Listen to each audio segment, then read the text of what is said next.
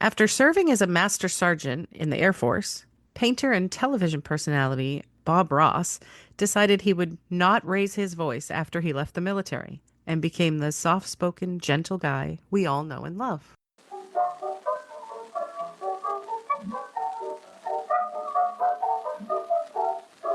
Daddy wasn't fighting a powwow.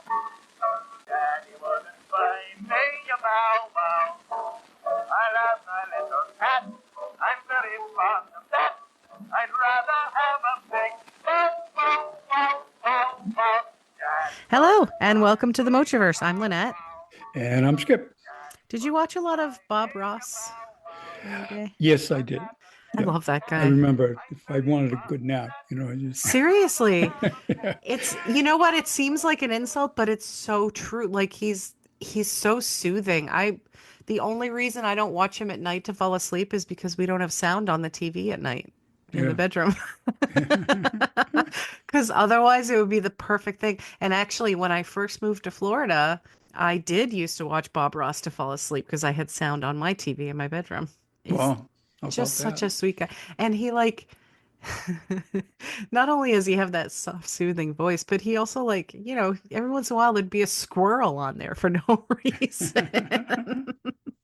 That's so cool. Uh, Yeah, but I always love that story about him, how he was in the Air Force and mhm. because he was like the sergeant, he said he was the guy who had to yell at you all the time. He was the Right. guy who was telling you he had to wake up, telling you you had to make your bed and punishing you. And he said after he left the military, he just never wanted to yell again. That's it. That'll do it. Yeah. I wish that worked for all sergeants, but Yep. Yep. but it's okay because we got Arlie Ermy, we got a lot of good acting out of him after that. Yep. I just watched him in that movie Seven. I forgot he was in it. Did you ever see Seven?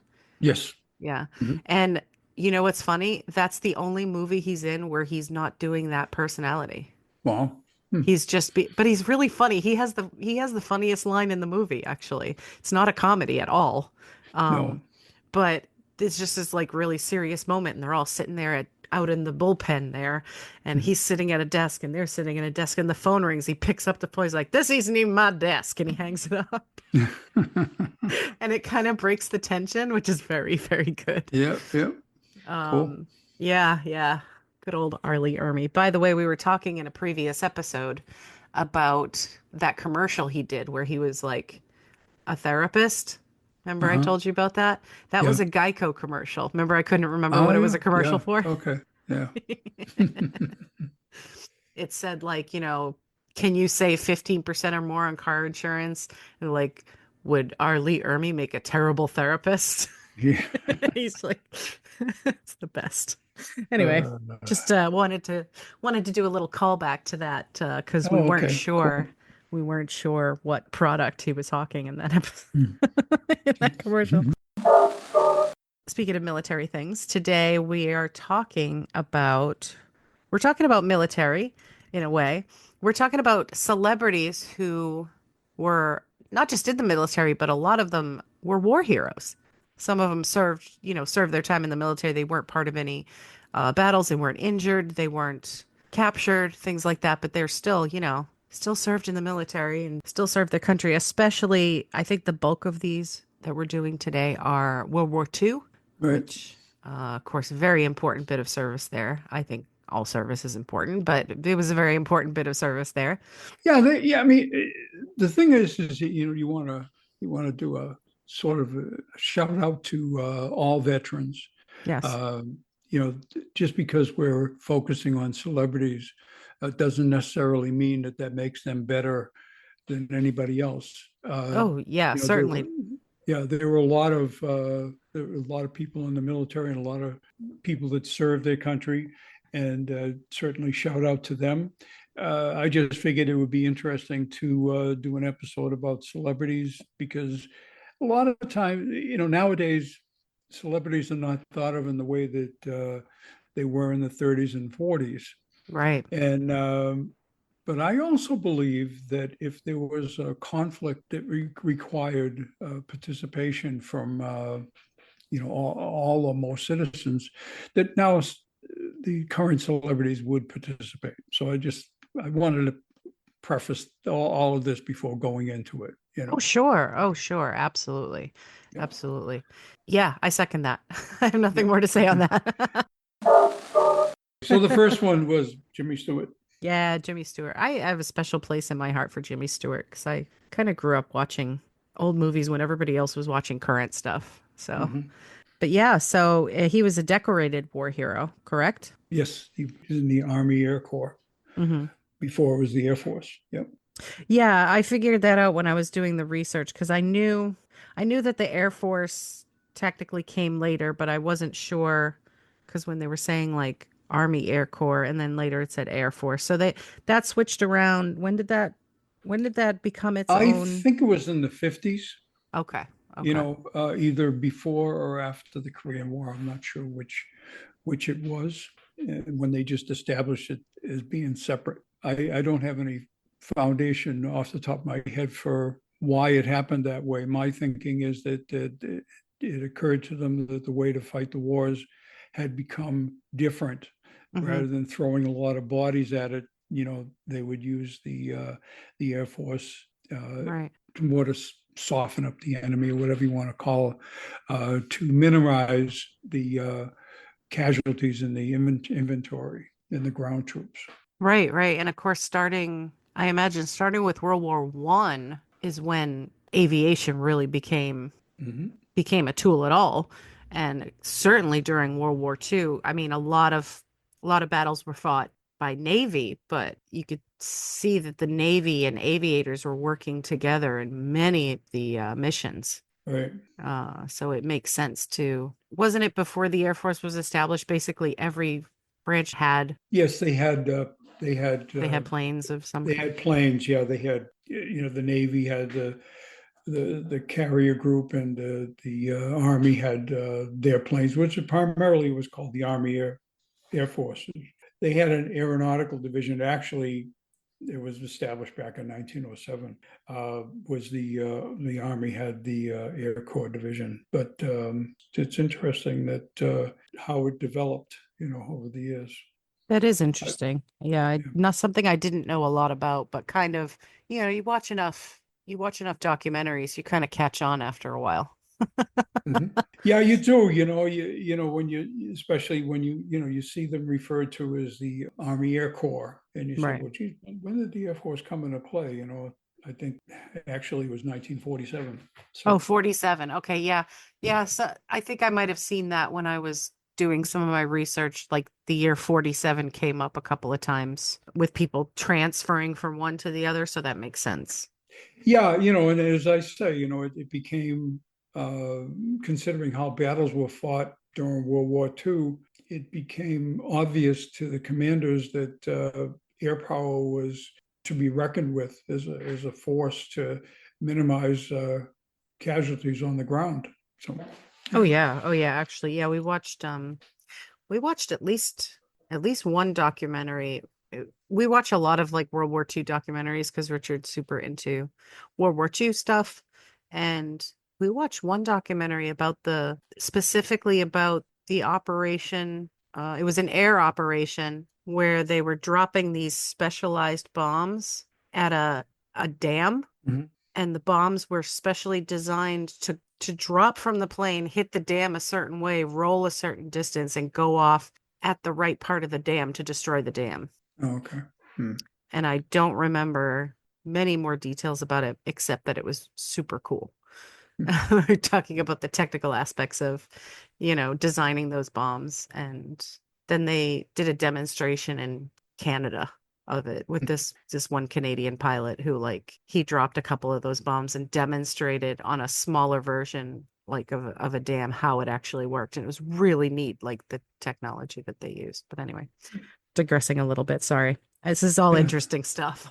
Yep. Yep. So yeah, Jimmy Stewart. So he was always interested in aviation ever since he was a kid, and you could totally understand. This is, around the time of Lindbergh's famous solo transatlantic flight. I mean, I'm sure that kids everywhere were obsessed with flying after that happened because he was a huge celebrity for that.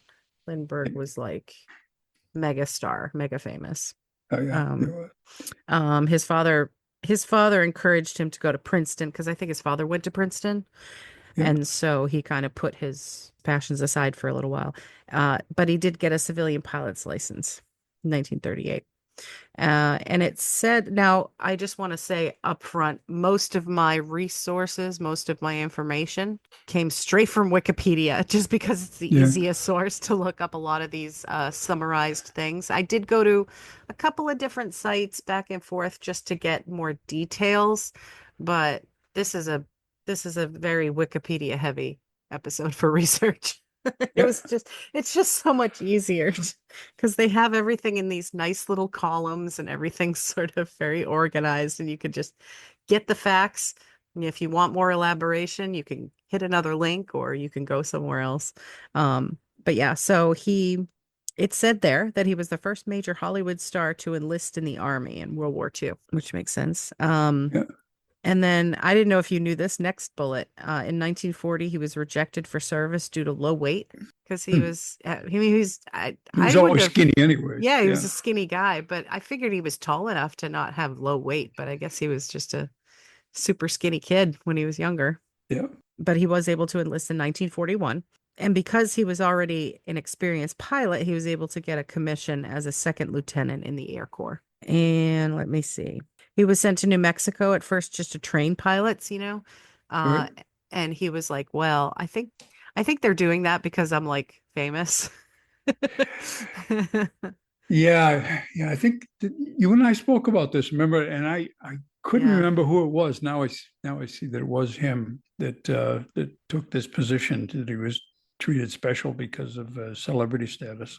Yeah, and I think we talked about it in the context of like one of the princes, one of the members of the royal family. It's the same kind of Hmm. thing. But from the other side of that coin, if you have somebody famous and you're at war, it's all over your news, it's all over the film reels, and it's on the radio that this famous person is on a mission somewhere in this war. That could be kind of bad for, for the safety of everybody else in their regiment, right? Right, right. You could be endangering everybody else that you're with by being super famous. And that was the point of members of the royal family when they serve in the military. They usually put in some sort of, not just to protect them, but to protect everybody else that they're serving with. Yeah, and it's understandable. Yeah, royal families are like a target. Yeah, but it's just as celebrities, you just it's different when you really come down to it. And It, celebrities from, so even though listen to it, I get into the royalty I know. being celebrities, but I just I feel like really when you talk about celebrities, certainly the way they're looked at in the United States, as opposed to how the royalty is looked at in Hmm. in Britain, as opposed to how royalties are looked at in the United States, is two different things. That's true, very true, except for one example, which we will go into later. Probably, I think it's like not the next guy, but the guy after. Yeah, it is. So we'll talk Okay, about all that. right, Yeah, we'll talk about the dangers of being famous, even if you're not royalty in a few minutes. right, right, But yeah, so he felt that way, and right. he officially petitioned for a more active position, and they sent him to England in 1943. Yep. He flew in 20 combat missions as a B-24 pilot and eventually rose to the rank of colonel. He was one of only a few Americans to go from private to colonel in only 4 years. This is all very Jimmy Stewart. Like he's Oh just yeah, achieving and achieving. yeah. This is answering our question. He transferred Yes, to the Air answer Force. Yep. yeah, We should read these sometime, shouldn't we, yeah, when we make our yeah. notes? Then we'd know the answer before we even have to look it up. I wonder, hey Dad, I wonder when the air the Air Force We had happened. it here. Yeah. Yeah, I researched it like less than 12 hours ago, dumbass. Yeah, so that's a long time ago. So Transferred to the Air Force when they split from the Army in 1947. So you were right. Um, and he later became the highest ranking actor in American military history when he was promoted to Brigadier General in 1959. And I couldn't get clarity on this, but I think that still stands. yeah, it Uh, wouldn't surprise me. like I said, not many celebrities participate anymore. They Right. may start out in the military and then go into acting or whatever, but it doesn't go the other way. So, Right. Yeah. Brigadier General sounds more like a career yep, military to it me. definitely does. Yeah. Yeah. So, And he did. He retired from the military at age 60, which was like when they tell you to retire, yep. uh, in 1968, having served for 27 years. He must have been the longest serving, too.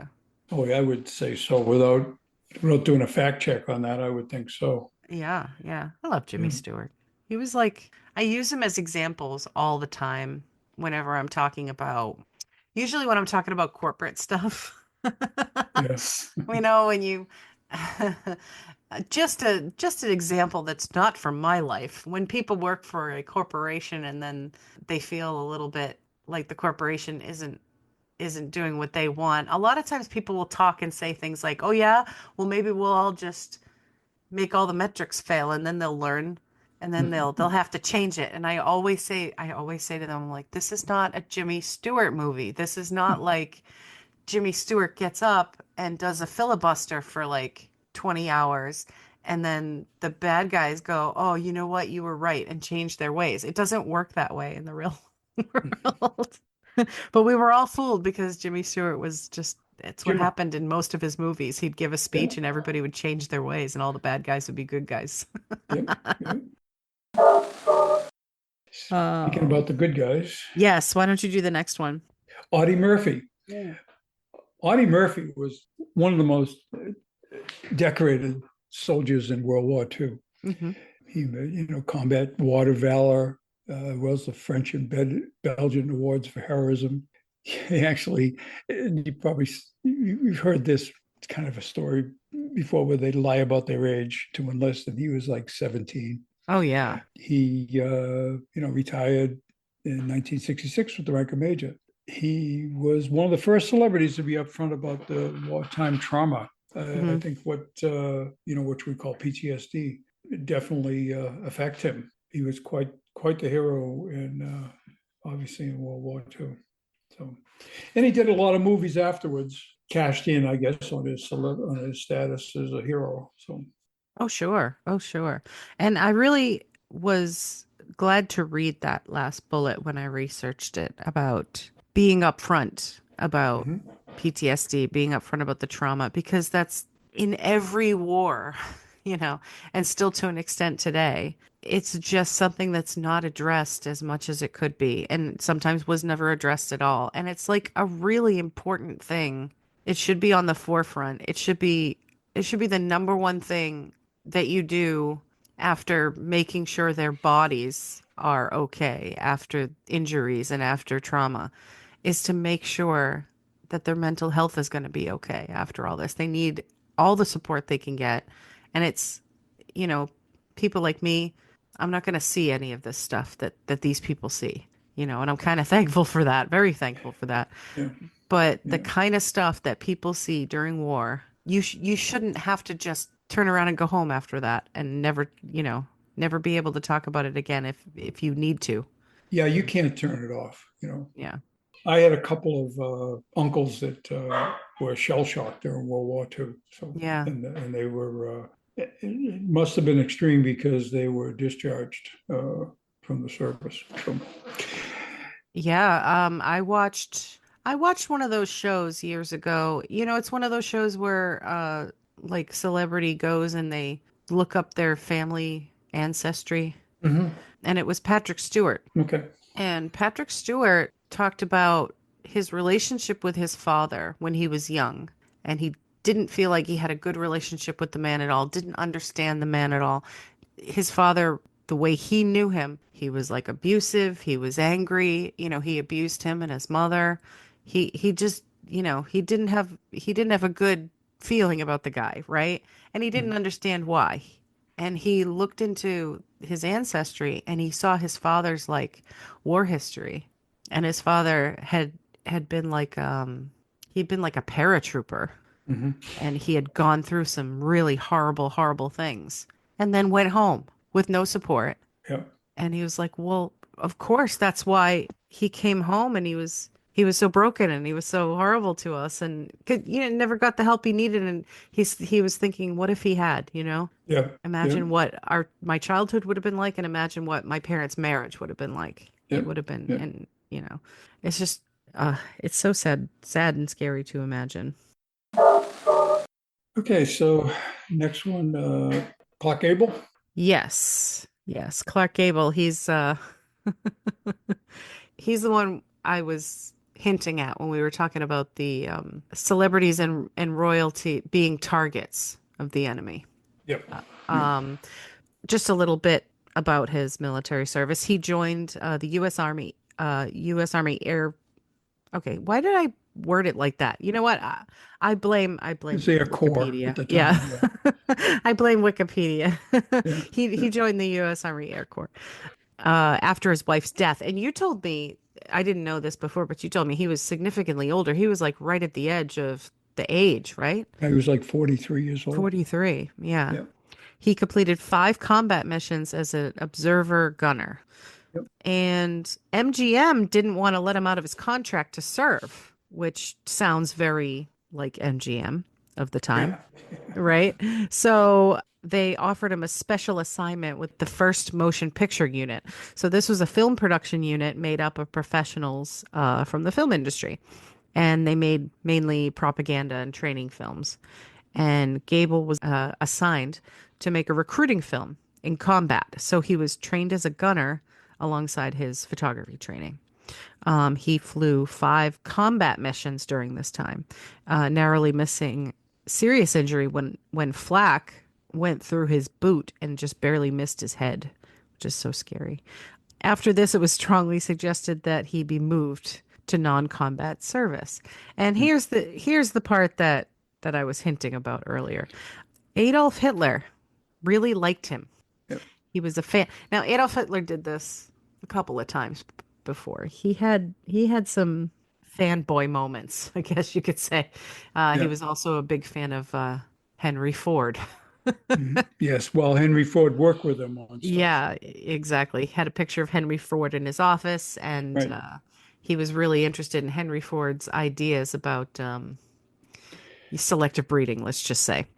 So, but he really loved Clark Gable, and he once offered a reward to anyone who would bring Gable to him unscathed. So he wanted to kidnap Clark Gable just to have him.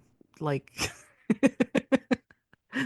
it's almost as if Adolf Hitler was kind of nuts. Yeah. It's kind of funny, it's not funny, but I would imagine like anything else, it's like when you were talking earlier, when you meet a celebrity, Yeah. they may not be all they're cracked up to be, Oh yeah. so, and I'm Oh not yeah. saying Clark Gable was, I'm just saying that this is, Oh sure. Oh sure. reality. But well, I mean, I guess if he liked him back. I mean, but what I know it seems silly to ask the question, what was Hitler thinking? But like what do you think's gonna happen in that interaction? You're just gonna be like, bring him to me. Yeah, he's going to say, "Hey, buds, sit down, have a couple of beers," so Yeah, sit down, have dinner with me. Like I'm pretty sure Clark Gable was not vegetarian like Hitler was. probably not. They eat the same. Yeah, it's just interesting. There's some separate history about Clark Gable, which I'm not sure if it's appropriate to get into, but Oh, I know nothing um, about him. he was uh, as a young man, he had a lot of trouble with his teeth to the point where they had to remove them all. Oh, okay. So he had false teeth, and there was a lot of talk about from different actresses that between the false teeth and his smoking, where his breath was not very desirable. Oh, it's terrible to kiss. Well, Yeah. I actually heard similar story from Debbie Reynolds. So it was about Gene Kelly, unfortunately. Yeah. Yeah, it did. Gene Kelly wasn't very nice to Debbie Reynolds. I remember that. Yeah, so I guess Debbie Reynolds said because she was like, I don't know, 19 or something, Yep.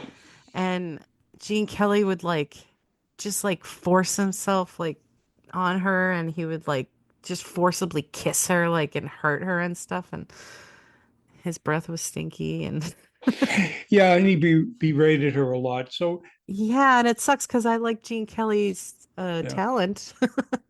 Well, yeah, I think the other part, there was another part to that where she apparently wasn't as graceful as he Right. wanted out of a leading lady. So he was very tough on her to try to, get her skills up. Uh, so that's a different. So we're digressing into some Hollywood stuff, which is I I know. really, Well, it's okay. yeah, It's a Hollywood episode. yeah, you know, This is, hey, listen, you know what? If we had fans who gave us feedback, they could tell us not to do that, but they didn't. to do So, that, but they don't. Yeah. So the next one was Mel Brooks. yeah, I love Mel Brooks. Love Mel Brooks. Yeah. Yes. He was a corporal and a combat engineer in the 78th Infantry Division, deactivating landmines and building bridges. So he joined at age 18, Hmm. and so his thing, he was kind of like those animals that they train to sniff out landmines. He was like a little Yeah. landmine rat. Yeah. Yeah. He would be the one who would like locate the mines, and then the specialist would come in and deactivate the mines. But I mean, just as dangerous because you have to like find them. Yeah. Yeah. He was like a little, he was scouting him out. There wasn't a lot about his military service. There weren't a lot of details, but there was a quote from him, and I don't have the actual quote, but I'm just paraphrasing. But he said that he was making his way through the streets of Germany, and he would hear the Nazis singing, and Mel Brooks, famously the opposite of a Nazi. He would reply by singing back, specifically the popular Al Jolson song, Toot Toot Tootsie. Yeah, Goodbye. that's it. That'll be Mel Brooks. That sounds Yeah, like a Mel Brooks thing. Yes. And yeah. Al Jolson also Jewish. So I think he was doing that on purpose to be like, oh, you want to sing your songs? I'll I'll say, sing yeah. some of my songs. There you go. So I love that. Mel Brooks still kicking. He's like, Yep, I don't know, 96 or something, 98, something by yep, now. It's pretty cool. This next one I put in there, there's not a lot of information, yep. but I figured we could jump off from it. That is B. Arthur. We love B. Yes. Arthur. I've always loved her. She was a lot of people of my generation only really knew her like from Golden Girls, but I used to watch Maude, so Mm. I knew all about her. And she was in that she was in History of the World part one or whatever. Part Uh one, yeah. do you remember her part in that? No, I don't. I Sh no. There's one scene, Mel Brooks's character is he's collecting his unemployment check basically. Oh, And it's yes, I like in remember Roman it. Yes, times. yes, Yeah, I and do. Yeah. yeah, he's like, I'm a comedian, and she's like giving him shit for being a comedian or whatever, and Yeah. shuts the Yeah. window on him. I Yep. remember that scene now that you say that. Yes. Yes. So she served in the Marine Corps uh, for 30 months as a typist and truck driver and dispatcher. Yep. She was honorably discharged as a staff sergeant in 1945. Now, I know why, and you know why, but let's tell the folks at home why we chose to include that. Yeah. My aunt Franny was in the Marine Corps, So and cool. she was very, very proud of her time in the Marine Corps. As I'm a matter of sure. fact, she was buried in her uniform. Uh, Oh, I didn't know eh, that. yeah, and another thing was her portrait for a while. I don't know if it's still there. Was in the library in Boston, Mhm. uh, and Like the a Boston portrait of Public her Library. in a uniform. Yeah, Boston Public Library. Oh, okay. Okay. Yeah. That's really, Uh, really cool. And I never knew that about her until I was an adult. You told me about that like, I don't know, like 10, 15 years ago or something like yeah. that. That's very cool. Franny was an awesome, awesome person. I have Yeah, so many good memories of her, and I'm sure you do too. yeah, she was very important to our family. Oh, She was the aunt that always made sure that we had gifts at Christmas time and yeah. like special occasions. Like I remember, I graduated from high school, and she took me out to dinner and gave me a watch for Oh, graduation. So, I mean, she was very special to life. And later on, she and I worked on the family tree together. So yeah, it's Yeah, I very remember special. seeing Yeah, yeah. those. And she gave you your nickname. Yes, that's where my nickname came from. That's right. Yeah, that It little was from picture her. of you in the Yep, sailor outfit. in a sailor outfit. Yep, yep. And it says right on there in her handwriting, Skippy. Yeah, yeah, for sure. That was starts out as Skipper and then goes to Skippy and then goes into Skip. So, Oh, that's just like me. I think I was probably like 10 minutes old when I was Linny, right? yep, From my yep, grandfather. Yeah. yep, yep. Lenny That's or so Linsky or whatever. Linsky. Yeah, I still like the Linsky thing. That's why just a little peek behind the curtain for you folks who are listening. Every time I finish a document, when I'm all done with the document, and when I do the recordings, the name of the recording when it's completely finished is Dunsky. Dunsky. There you go. Yep, All right, very that's cool. it. Very cool. Yep. This is my guy next. James Doohan. I always just call him Jimmy Doohan, but it's not like I knew him. I don't know if I should be so familiar. But James Doohan, famously for Scotty from Star Trek. Yep. Um, he was a lieutenant in the Canadian Army, and he was part of the forces that took on Juno Beach, part of the Normandy invasion Right. on D-Day. Now, I knew that fact from various sources, and that was all I knew until I started looking into it. What I didn't know was that this was actually friendly fire, which is it's bad either way, but it feels so much scarier when it's Yeah. friendly fire because it's just like a senseless accident. Yeah. Um, but so he, stormed the beach. It's D-Day. He shot two snipers and then Yeah. he led his men to higher ground. They took a defensive position and they were going to like stay there for the night. And he was sort of crossing over from one side to the other, and he was hit by 6 rounds of friendly fire from a nervous Canadian sentry. So he got four in the leg, one in the chest, and one that took out his right middle finger. He had to have his right middle finger amputated, and if you look very carefully when you watch Star Trek, you can see it. But he hit it very well, of course, but there are some scenes where you could see his hand and you could see the finger missing. But the shot in the chest, it's one of those stories that you think are fake, but it's really happened to him and you hear it like a million times. The bullet was stopped by a cigarette case that was in his pocket that was given to him by his brother, which is like, oh man, that's amazing. Can you Yeah. imagine? Can you No. imagine? You've heard the thing where the Bible stops the bullet and everything like Yeah. that, That kind of cigarette case, stuff. that Yeah. kind of thing. You have Mm. like your medals that stop your bullets and stuff like that. But like, I can't imagine that people are usually proud to be a smoker, but I bet he was happy that he was a smoker at that Yeah. At time. that time, I'm sure. You can quit later, but Yeah. Yeah. Jesus. Um, just a little tidbit about him. He was once known as the craziest pilot in the Canadian Air Force. Even though he technically wasn't part of the Air Force at the time, they called him that because he used to he used to fly.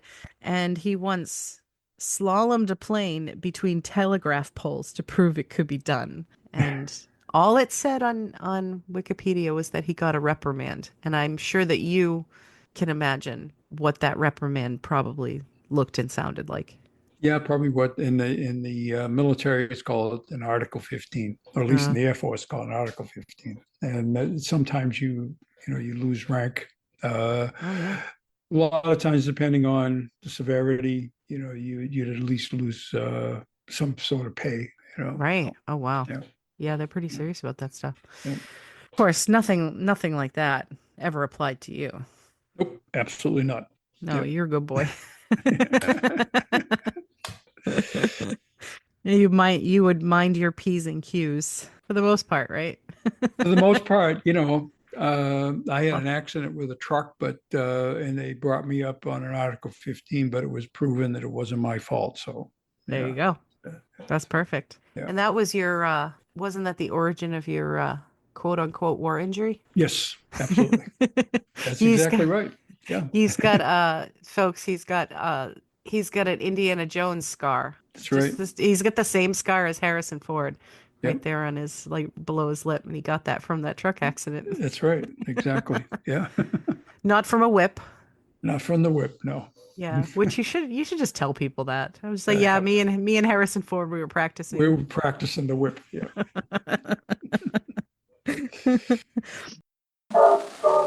Bob Barker, Yeah. he was, I didn't know this one. Yeah. He spent most of his childhood on Indian reservation, Rosebud Indian Reservation, Yeah. as his father was one quarter Sioux. He is listed as a citizen of the Sioux tribe. His mother was non-native, taught at elementary school on the reservation, which Barker attended. So Hmm. his military history is not, as storied as some of the others that we're bringing out today, but he was trained as a fighter pilot, but he did not see combat in World War II. Hmm. Again, this is one of those things that just doesn't discount somebody's service. It just happens to be right place, right time, just didn't Right. quite see the action. And in some respects, there are folks that are in the military that want to see the action, Right. so it's not necessarily, I mean, I'm sure there's some people that say, good, I'm lucky, but other people say, geez, I didn't join the Right. military just to sit here and do nothing. So, Right. Depending on what it means to you mhm. to serve and what you wanted to get out of it and what you Yep. wanted to happen as a result of it. Yeah. Yeah. I mean, lucky for us that he was able to give us entertainment for such a long time. Yep. But yes, I didn't know. I didn't know until this morning about his Sioux ancestry. That was Heritage. kind of a surprise to me that he Yeah. not only was he part Sioux, but he grew up on a reservation. I That's know it. amazing to Even me. even more significant. Yeah. So. Yeah, yeah. And then they just tell me that and nothing else.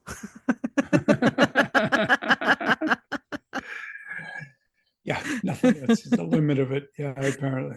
I guess I'll have to read a book or something. I don't know. Yeah. I guess I guess I'll have to become a researcher professionally if I want more information on things, Yeah. huh? Yeah. Instead It of takes a little like more digging to get it, I think. Yeah. Yeah. it does. It does. It just makes me want to know. So I guess I probably should have been a researcher, but Yeah. maybe someday. I'm super young still. Isn't that right, Dad? You're very young. Yeah. I'm so young, in fact, that I've got shirts as old as you. Yeah. today's my 50th birthday, folks. Happy birthday. Yes, this is what I choose to do on my birthday. And the Actually, scary yeah, thing is I got a 50-year-old for a daughter. that's So right. See, yeah. what does that mean? Yeah.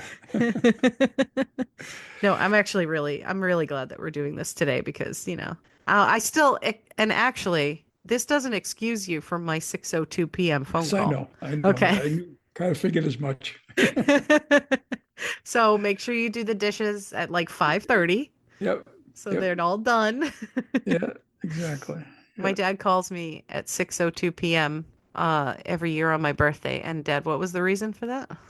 The reason was that you were born at 6:02 Yeah. p.m.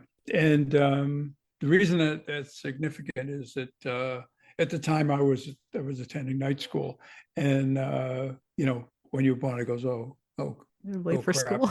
I missed my, I'm not going to make my class tonight. So You're welcome.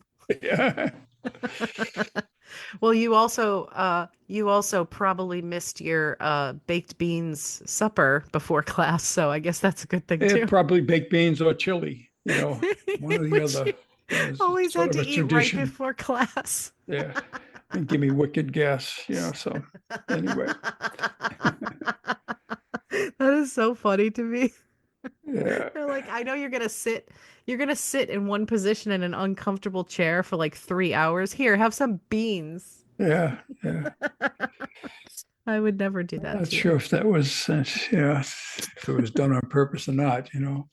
No, she just really likes to make things like that. Like this is the thing about Northern Baptists is it's all about casseroles and beans. Yep. Yep. The only foods are ones that take 20 hours to cook. That's right. Chili, when you make the chili, it would be, from the beans, it wouldn't be from a canned beans. It would be Yeah. the beans would be cooked for hours. Oh, it was good food. I mean, Yeah. Yeah. you know. I remember liking all that stuff, but and I still kind of instinctively sort of lean towards those kind of foods, like the Yeah. foods that you could put in one dish and stick it in the crock pot for like ever. I love that Oh kind of yeah. stuff. Yeah. That's always a good thing. Yeah. But yeah, or casseroles or Yeah. and they don't this is okay, this is a deviation, but I just need to like get on my soapbox for a minute. At what point did everybody collectively decide it was okay to change the term casserole to like dump dinner? Like, I never heard that. why is that a better? So there's all these recipes that are called like, dump recipes. And basically, it's because you I, dump all the ingredients in the dish and you put it all in one mhm. dish and then you put it in the oven. But do they not realize that that's not a very pretty word? Like, No, yeah, and for food, you're talking about food and you say the word that's right. dump. For many reasons, Well, that's not a good word to associate with food. hmm, For garbage and for other things. Not a good. not a good, yeah. But anyway, yeah, like they have all these, and I actually bought one book years ago because it was so funny. It was a book full of what they called dump cakes. And you just throw all the ingredients in one thing and you put it in the oven. It's a Well, dump cake. But I mean, I get how they would come up with that terminology, but you're right. It's kind of an unfortunate name. it is. You can just say casserole is such a nice word. Yeah, it's a nice word. Yeah, yeah. I don't know. Anyway, let's get back to Let's be the military. sophisticated. Yeah, Let's get back to a place that's known for its great food, the military. yeah. There you go. So the next puppy, you got this one? Oh yeah, HW. So I heard about this late one night while we were watching TV in the bedroom with the captions on and no sound. It was one of those history programs that was like the interesting bits or something, or did you know, or one of those kind of shows. And it talked about this particular episode talked about presidents, and it was just a little brief blurb about presidents who served in the military. Right. And it talked about George H.W. Bush. And so I knew about this fact. And so when we first started talking about doing this episode, I was like, oh, we have to talk about HW because that's such a fascinating story. So, a little bit of background, George H.W. Bush, he joined the Navy straight out of high school at age 18. And I wanted to say, I put in my bullet that I always associated the Bush family with like Maine because they Hmm. had that place in Kennebunkport, Right. or Connecticut, which is, I think, where W is from. Like he was born in Connecticut, maybe. I don't know. Or at least he lived there. But HW was born in Massachusetts, which I didn't know until Hmm. researching that. And he went to Phillips Academy in Andover. Yeah. So did Dubba. Did he went to the Phillips? Did he Yep. go to Exeter or Andover? Probably Andover, Good right? question. Andover. Yeah, I think Probably so. if his Yeah. father went, yeah. Yeah. So I didn't know any of that stuff. So more Massachusetts stuff, I guess. Yep. And also you're not, but I'm related to Barbara Bush Oh, okay. because her maiden name was Pierce. And so she was related to my grandmother on my mother's side. Yeah. So, she's like my cousin. Because Casual. yeah. um, he trained as a naval aviator and became one of the youngest pilots in the Navy, which is very cool. He served in the Pacific Theater, and due to his tall and thin physique, just like Jimmy Stewart, I guess, he was given the nickname Skin. Huh. That's a creepy nickname. It is. Yeah. Like, Instead of skinny skin. they just call him Skin. Yeah, I guess it maybe did come maybe Skin and Bones or something like that, Yeah. and they Yeah. call Could him be. Skin. Yeah. But Hmm. like, and you also have to remember that most of these people, especially in the Navy, were all 18, 19 years old. So I guess, they're not Yeah. quite developed enough to come up with better nicknames, but still, True. it's a creepy name. Yeah. Okay, so here's the interesting bit. So he was on a mission in Chichijima. I almost said it right the first time, Mhm. which is an island in Japan. And Bush's plane was shot down. A lot of planes were shot down. The other two people on his plane were killed, and he bailed out, and he was narrowly rescued by the submarine USS Finback. It was like one of those very quick rescues. This was a very lucky thing for him, as it turns out, because most of the other crew members, most of the other pilots who were shot down were executed and then cannibalized by their captors on this island. Hmm. So George H.W. Bush, our former president, was almost eaten by cannibals, Oh. which is pretty amazing. Hmm. And depending on where you sit on the aisle, Yep. if you had a bad time in the 90s, I don't know. You may have thought that was a good thing, but I don't Mhm. know. But I think that's pretty amazing. He was awarded the Distinguished Flying Cross for his role in that mission. And he actually flew in 58 missions during his service. Yes, yeah. I will never stop being impressed with military pilots. Because we watch a lot of documentaries about NASA also, and Mhm. about the astronauts and like the Apollo astronauts, for Right. instance. Back in those days, they were all pilots, Right. and most of them were test pilots, which is even scarier too, than, Mhm. I'm a pilot. But like I will never stop being impressed with like military pilots and pilots during like wartime. Yeah. I mean, and the amount of times that you hear about people being shot down and surviving, because like, that's pretty high up. Mm. I know you get parachutes and things, but like you shoot a plane, the plane goes down, you go down, Yeah. Oh, yeah. and I understand like Tom Hanks survived in Castaway and stuff like that. That was a Yep. plane that went down.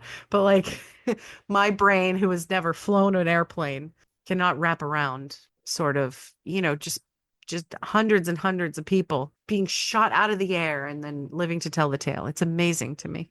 And Snoopy. And Snoopy got Snoopy, shot yeah. down too. That's right. Yeah, that's right. Pretty amazing. But yeah, so George H.W. Bush almost got eaten. You didn't think we were going to talk about cannibals today, did you? No, I did not. No. Well, it's my birthday, and I could There you talk go. about Talk about what I want to. That's right. That's Yeah. right. And I want to talk about cannibalism. So Yep. there. All right. What was the next one? Lee Marvin. Yeah, big tough guy, right? Yep. He was in like all the westerns as like a lot of times he was a bad guy, right? Most of the time he was a bad guy, yes. I mean, he was super tall, right? He was like one of those tall western guys, wasn't he? Yeah, I think I don't know whether he was or not, but he appeared to be, you know, Yeah. and always, like you said, the tough guy in whatever movie role he played. He was in the Marine Corps. Mhm. He enlisted in August 12th, 1942. He served as a quartermaster. What's a quartermaster? I didn't look it up. Quartermaster takes care of getting supplies. Oh, okay. Yeah. Oh, it sounded more elaborate than I. Yep. I'm sorry. He served in the 4th Marine Division as a scout sniper, which is pretty badass. He was Yeah. a sniper in the Pacific Theater during World War II, where he participated in 21 amphibious assaults on Japanese held islands. So that was like amphibious assaults. They're talking about like the Normandy thing, right? Yes, exactly. Okay. Yeah. Mhm. All right. So you kind of like you come in most of the way on one of those flat boats, and then you storm from there, right? Right. Mhm. Okay. That's so scary. He was wounded in action June 18th, 1944, while taking part in the assault on Mount Tapocha during the Battle of Saipan, during which most of his company became casualties. He was Yeah. hit by machine gun fire, Jesus, which severed his sciatic nerve, which just made my butt hurt. That I just Oh, even yeah. hearing about Yeah. it. Oh my God. And then he was hit in the foot by a sniper, and he was awarded the Purple Heart for that. That's crazy. How do you sever your sciatic nerve, get shot in the foot, and still that's just crazy. Yeah. I don't know how he could. How could he do all that action in the movies like Yeah, I know. after Yeah. that? That's amazing to me. Mm. He spent over a year in naval hospitals, was given a medical discharge with the rank of private first class. He previously held the rank of corporal, but had been demoted for troublemaking. And again, no more information on that Yeah, I Wikipedia. didn't know exactly why. Yeah. What did he do? Was he flying with Scotty in the planes? Like slaloming between telegraph poles or something? What did he do? Couldn't understand. Yeah. I'd like to Well, know that. mm, I'll have to research that now. I'll have to look that up. Oh my goodness. So yeah, so Lee Marvin, badass. that is. And the next one is all you. Yeah, Ted Williams, Teddy Yes. Beanball. He played mostly as a left fielder for the Red Sox, Mm-hmm. 1939 to 1960. He was in 1942. He was drafted into the military Mm-hmm. and being put in Class 1A, which was the top class. It's unrestricted. Right. It means you have no obstacles to serving, no Okay. restrictions. Yep. So they thought about appealing, Hmm. and one of his friends suggested he appeal since he was Williams's sole support for his mother. Right. And usually that was one of the things. If you were, sole support, you would be able to get out of the military service. They could be Yeah. classified a 3A. It's like a deferment during a hardship. Okay. There was a lot of negative reaction to it, but he really didn't. I don't think he took advantage of it. He ended up No. being a pilot and Right. flew in World War II and also in the Korean War. Yeah. He joined the Naval Reserve eventually, and he was a second lieutenant, and he fought in the Korean War. And then he was called up again in the Korean War. Again, he was in World War II. Then he was called up in the Korean War. Hmm. And they actually had a send off at Fenway Park when he went in for the service. Yeah. And he ended up flying a lot of combat missions and gave up quite a few years of his military, quite a few years of his baseball career. There's a lot of talk that there was always talk that his numbers could have been even greater for those years that he missed, because those was his prime years. Right. Well, he was playing. He was just playing in the military, right? Because he played on the baseball team for Red Sox, but he didn't. no, but You know, he played for the military baseball team while he was on base or yeah, whatever. yeah, Um, but the thing about the deferment I found striking because you know, he was drafted and then he was able to use the deferment and the public's reaction was like overwhelmingly negative about it, which I mean, I can't say I'm like super surprised. I just don't think it's fair because you never know everyone's individual circumstances, but I feel like the public has always been that way when it comes to, people think they own celebrities and they can tell them everything that they do with their lives and yeah, dictate their lives. But like, I mean, it must have been pretty clear to people that he wasn't asking for a deferment for some sort of nefarious reason. I yeah, mean, yeah. I don't think I ever knew about that part of it. yeah. It was It apparently made a big deal. I mean, he lost his sponsorship with Quaker Oats yeah, over it, which this is just a dumb joke, but like Quakers are, I don't know why Quaker Oats would have a problem with that because Quakers are pacifists, but Quaker Oats doesn't have anything to do with real Quakers. They just right, put the Quaker on the box because they wanted to look like a wholesome, pure brand. But anyway, right, but yeah. yeah, I mean, he was also denied the MVP position because of this, because he Hmm, was given second despite winning the Triple Crown, and he figured it was because of the controversy. So it's a shame hmm, because especially since he ended up serving later, like the next right, year even. So right.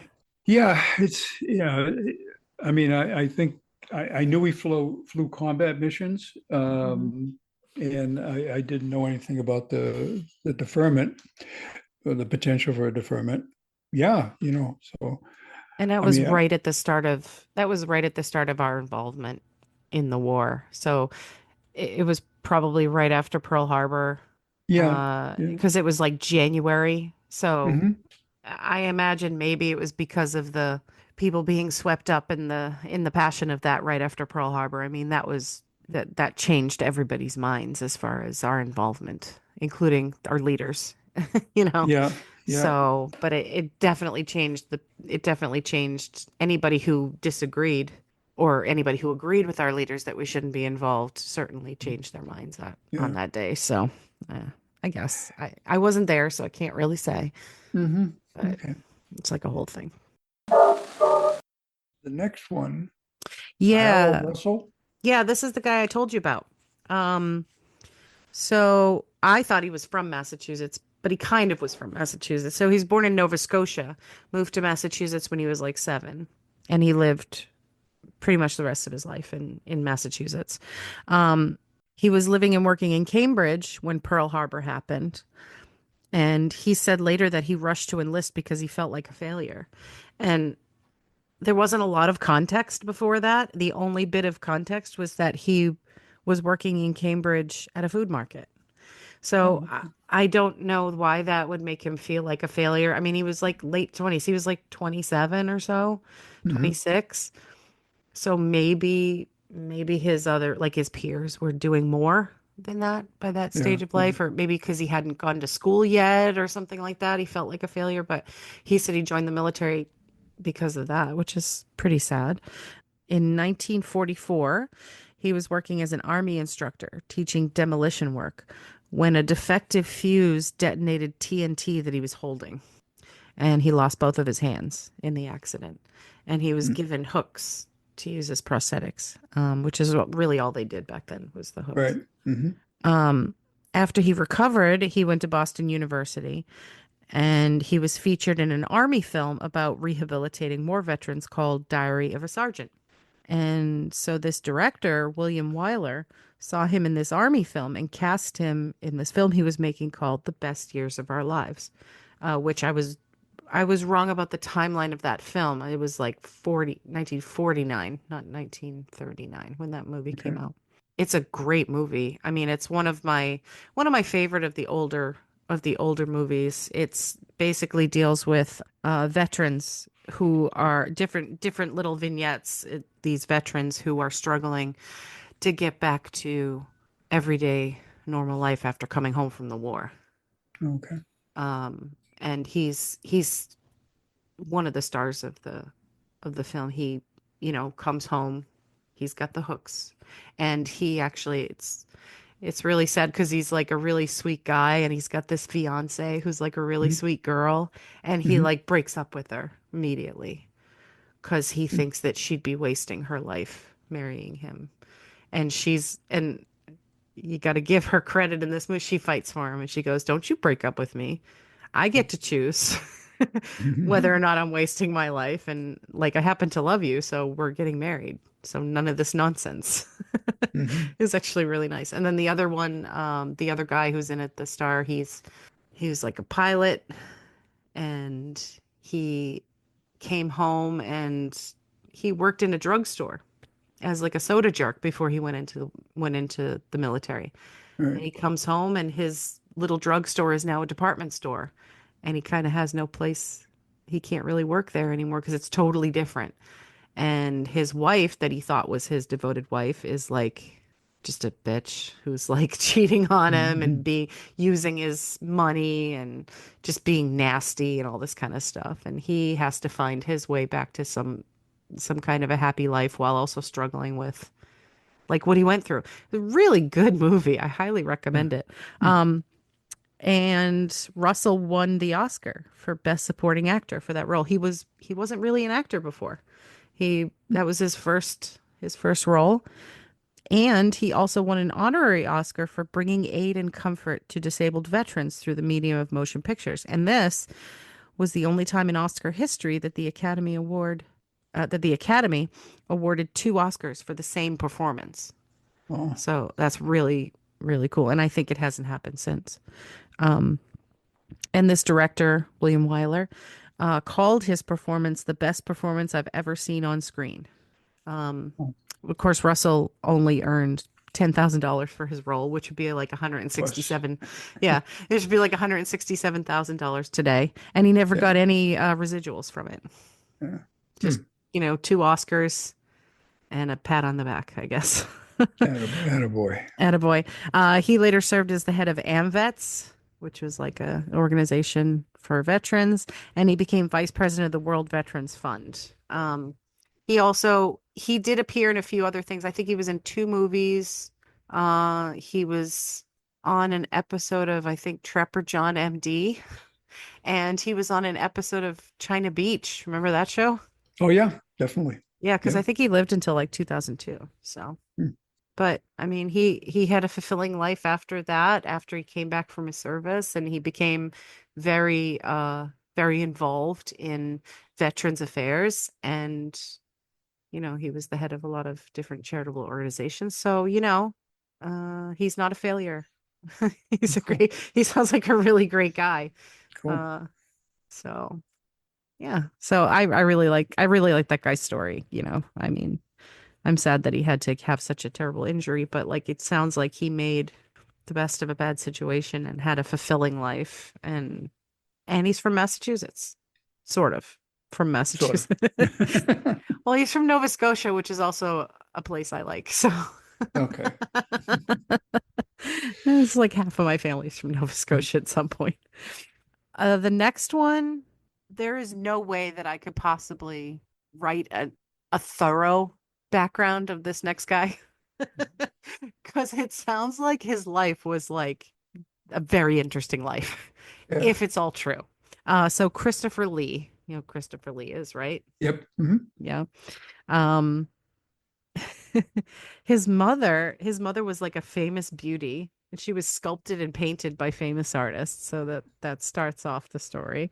Um, she separated and divorced from his father when he was like 4, and then she later married Ian Fleming's uncle.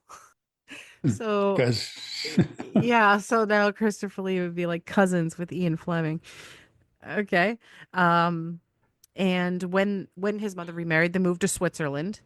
And while he was living in Switzerland, he was introduced to the two men who assassinated Rasputin, which he played later in life in a play. He played Rasputin later, which is like he's like the Forrest Gump of like horror movies. yeah, Like yeah. he just keeps running into all these people from history. When he was 17 or 18, this is the part I told you about. Yep. He went to the French Riviera where his sister was staying, and he made a trip to Paris, and he stayed with the journalist Webb Miller. And probably because he was staying with the journalist, he was one of the witnesses to the execution of Eugene Weidmann by guillotine. And it was the last public execution in France. And I think it was the last guillotine execution in France, I think. Um, so he volunteered for the Finnish army in 1939, and he mostly worked as a border guard. He said that he learned how to shoot, but not how to ski, and probably wouldn't be alive if he were on the front line. Yeah.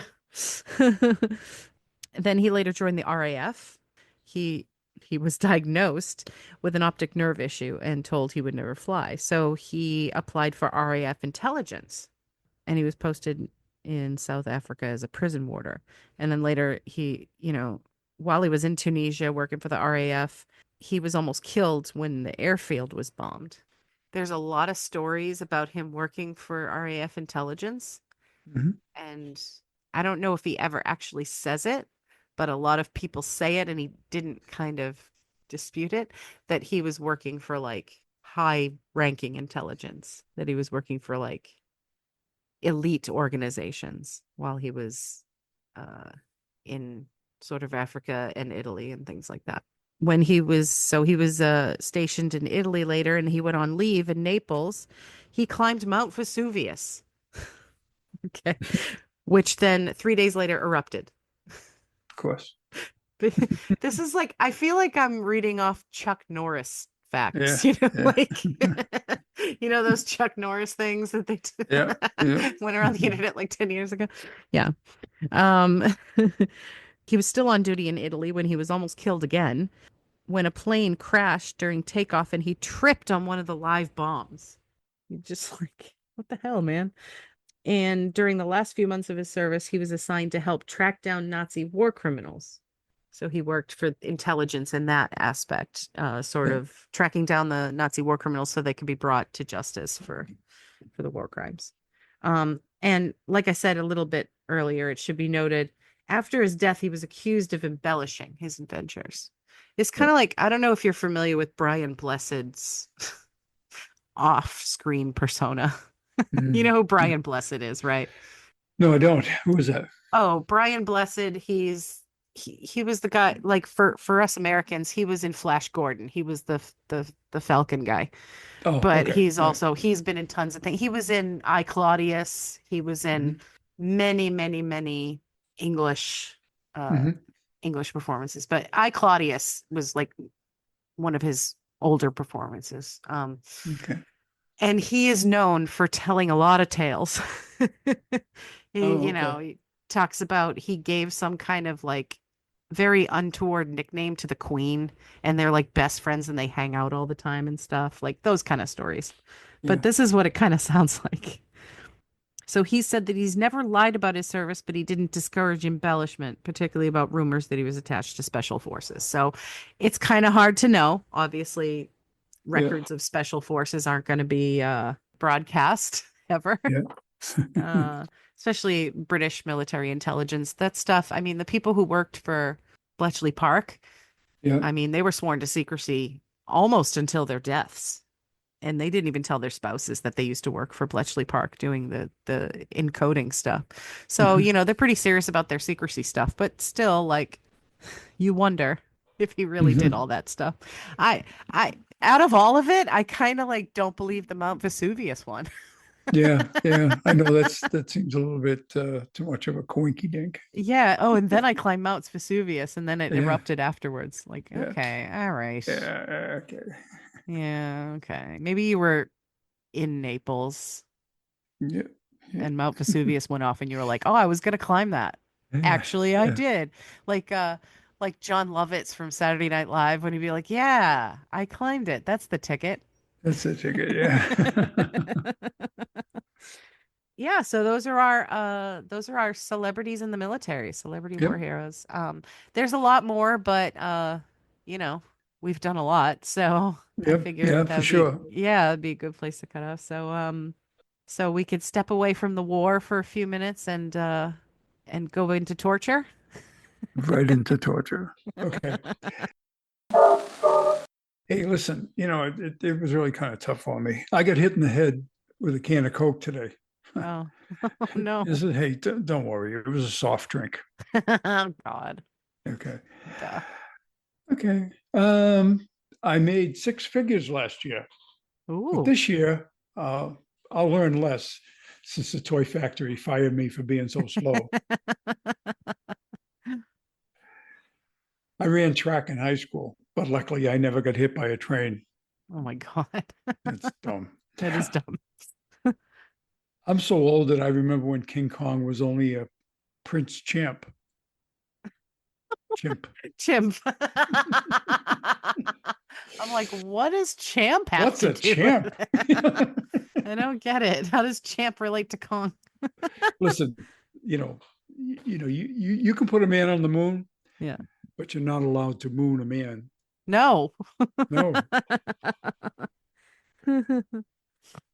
Uh, my kids call me a weekend dad. hmm I take care of them every single day, but hmm all that parenting leaves me very weakened. Ah, that, by the way, is the appropriate response to dad jokes. Ah. Yeah, that's right. Yeah, yeah. Never hand Princess Elsa a balloon. She'll just let it go. That's so bad. That's pretty easy. You know. Listen, I remember my first crush. It hurt a lot. But what else should I expect from a 40-pound boulder on my foot? I was like, what did Haley Mills do to you?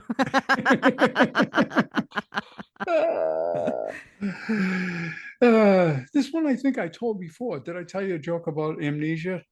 Not really. I can't remember. Uh, My God. yeah. Did you hear about the racing snail who got rid of his shell? Mm-mm. He thought it would make him faster, but it made him a little sluggish. Oh God, that's great. Okay. Um, what is the most popular fish in the ocean? What? Starfish. Oh, okay, okay. That's cute. Why did the fisherman go to church underwater? Why? Because he believed in cod.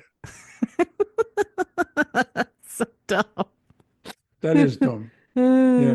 How do surfers how do surfers greet each other? They They wave. Yeah. wave. Why is grass so dangerous? Because it's full of blades. Oh, ayo. All right. Anyway, so Wow. Okay. Though. Wow. You got a new source, I think, for your joke. got a new source. That's right. Yeah. That's good. All right, folks. Hope you liked him. Oh, I didn't do the thing. So send us an email at Mochiverse. at gmail.com and rate us on Apple Podcasts. Yep. Give us a 5-star rating and subscribe to us. And that's all I have to That's all, say. folks. That's all, folks. Goodbye. Bye. Daddy wasn't finding a bow wow. Daddy wasn't finding a bow wow. I've got a little cat. I'm very fond of that. I'd rather have a big bow wow. He just showed up on my TV. He's on my TV right now. Sorry, Christian Bale. I was gonna say I like you now. I love editing.